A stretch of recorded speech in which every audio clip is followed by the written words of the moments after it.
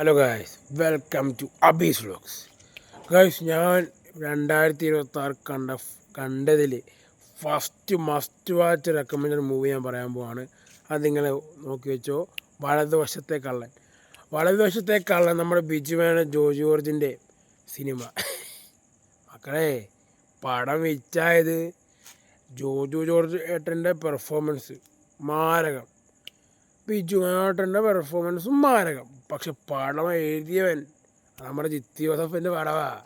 അതാണ് highlight. First പടം കാണാൻ പോയപ്പോൾ ഞാനൊരു സാധാ പടത്തിന് കയറി എഴുതിയിരിക്കുക. അപ്പോൾ title card directed by Jeethu Joseph. ആ പേര് കേട്ടപ്പോൾ മനസ്സിലായി പടം തീയാൻ പോവാണെന്ന്. അത് തന്നെ സംഭവിച്ചു. തീയതുമല്ല, ആയിട്ട് കത്തിച്ച് പടം കിളിപാവും.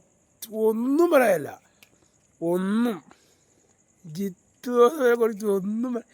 എങ്ങനെ ഇവർക്ക് ഇത്രയും കഴിവ് കിട്ടിയത് എനിക്ക് മനസ്സിലാകുന്നില്ല. അമ്മാരി പടം എൻ്റെ പോലെ ഇത്രയും ബുദ്ധി പുള്ളിക്കലായിരുന്നു. Must recommend watch. നാളെ ഇതിന് ഞാൻ പോകുന്നുണ്ട്, നമ്മുടെ പ്രകമ്പനത്തിന്.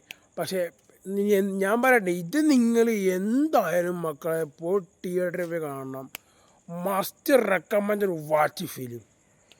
100% ക്യാഷ് പോകുന്നു പറയുന്നവൻ ഒരിക്കലും പറയില്ല.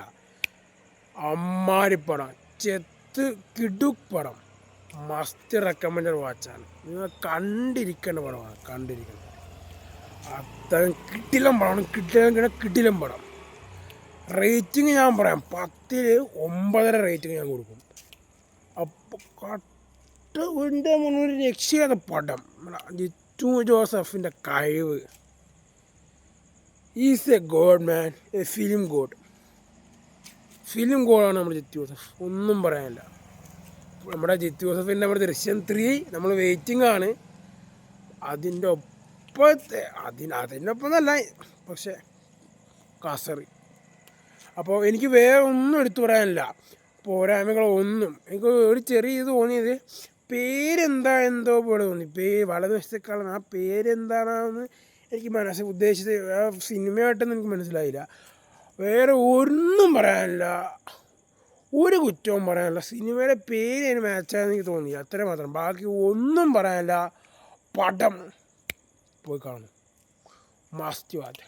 അപ്പോൾ ഒപ്പി കഴിച്ച് നിങ്ങൾക്കും ഈ വീഡിയോ ഇഷ്ടപ്പെട്ടാൽ ലൈക്ക് ചെയ്യുക, ഷെയർ ചെയ്യുക, സപ്പോർട്ട് ചെയ്യുക. അപ്പോൾ ഇതുപോലത്തെ വെറൈറ്റി വീഡിയോസായിട്ട് വീണ്ടും വരാം. അതുവരെ ബൈ.